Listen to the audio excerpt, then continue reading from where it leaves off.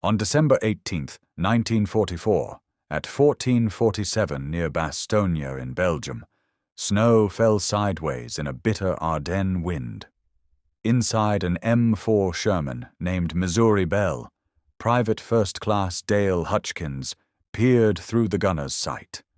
Ahead, under a mile away, a tiger crouched like an omen of death, its long 88mm cannon slowly aligning towards them. The crew was silent. The intercom hissed. Then Sergeant Bill Cordell said, "Dale, that tiger fires first. We're dead." The tiger's frontal armor was about 100mm of solid German steel. The Sherman's 75mm gun could not pierce that face-on at any practical range.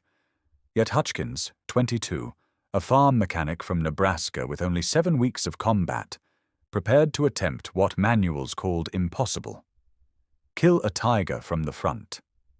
Allied tankers in winter 1944 asked a cruel, simple question. Why were Shermans being slaughtered by tigers despite a 10-to-1 advantage? It wasn't courage or training. It was physics. The tiger's 88mm could destroy a Sherman at over a mile. The Sherman's gun couldn't touch a tiger's front at half that range. Yet within weeks, a simple illegal modification by one farm boy would flip the balance. By mid-December 1944, the U.S. 9th Armored Division had lost 43 Shermans. Over 200 men were dead or wounded. Every encounter followed the same pattern. Tiger spots Sherman. Tiger fires. Sherman burns. The M4 was the workhorse of the American armored forces, cheap, fast, and easy to build. Between 1942 and 1945, nearly 50,000 were produced, one every 38 minutes at the Detroit Arsenal. But production efficiency came at a cost. Thin armor, a weak gun, and a tall silhouette.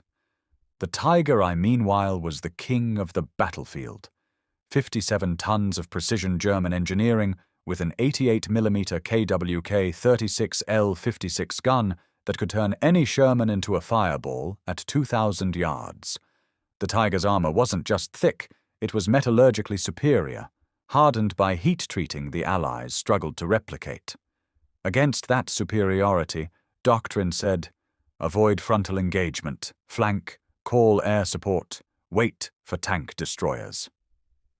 But in Bastogne, surrounded by the German 5th Panzer Army, there was no air support, no tank destroyers, just cold, fear, and dying Shermans. Dale Hutchkins was not supposed to be there.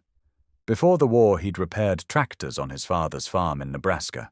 He had a fascination with the way metal bent and fractured under stress.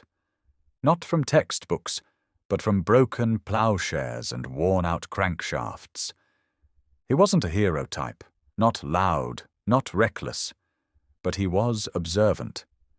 And after watching tank after tank burn, he started thinking, not like a soldier, but like a mechanic. On December 16th, while performing maintenance in sub-zero temperatures, Hutchkins noticed a pattern. Every time his gunner missed a tiger, they had no way of knowing exactly where the round landed. The Sherman's gun sight lacked micro-adjustment markings. Each shot was guesswork. He thought about his father's welding torch, how heat revealed weakness in steel. And then, in a flash of inspiration, he realized something. If you could see exactly where your shell hit and adjust quickly, you could land multiple shots in the same spot. Repeated stress, fracture, penetration. That night, under the dim flicker of a generator, Hutchkins salvaged 4 lengths of baling wire from a supply crate.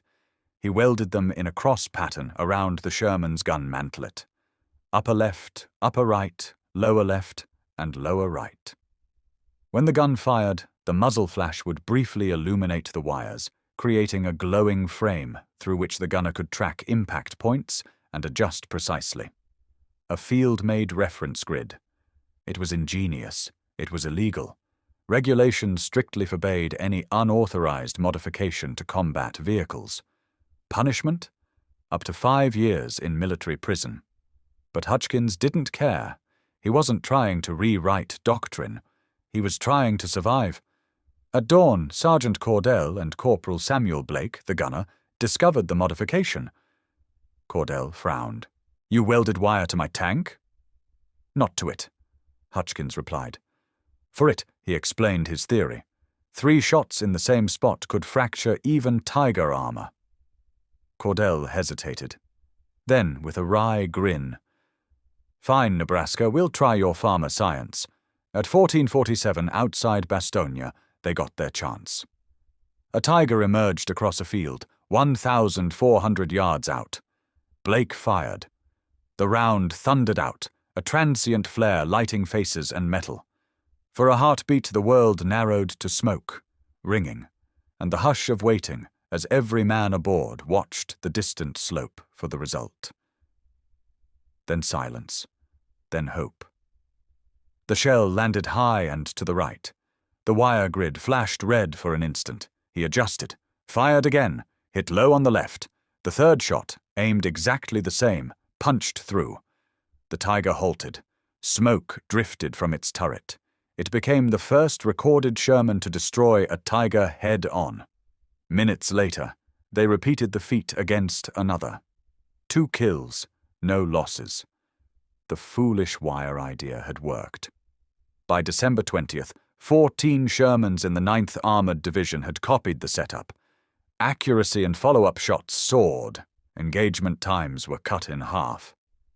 One crewman wrote in his journal, "We called it the farmer's grid. Without it, you were naked. In the next big clash near Bastogne, the division's Shermans destroyed 8 tigers while losing only 2. The numbers reversed. A miracle of the battlefield, achieved not by industry, but by improvisation." By early January 1945, more than 60 Shermans in the Third Army carried the wire grid. On January 8th, Lieutenant Colonel Creighton Abrams, commander of the 37th Tank Battalion, personally inspected the altered tanks. Abrams was practical. He'd lost men to tigers.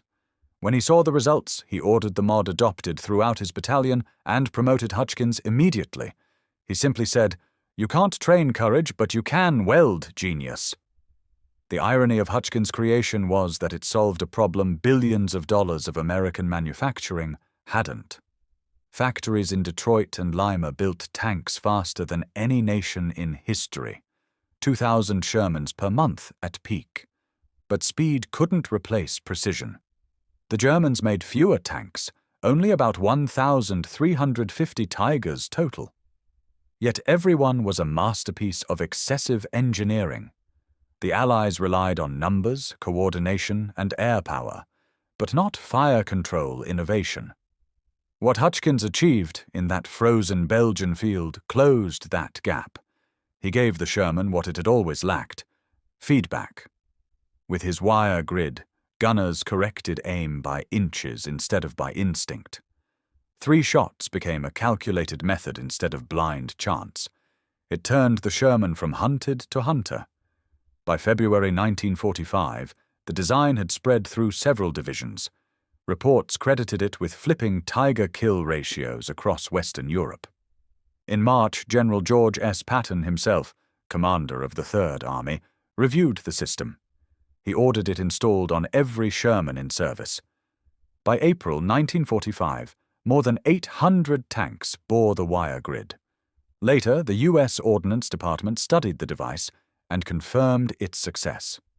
But when the official paperwork was filed, one thing was missing. The documents credited unnamed maintenance crews, erasing the man who made it possible. Lieutenant Colonel Abrams objected, but bureaucracy buried his words.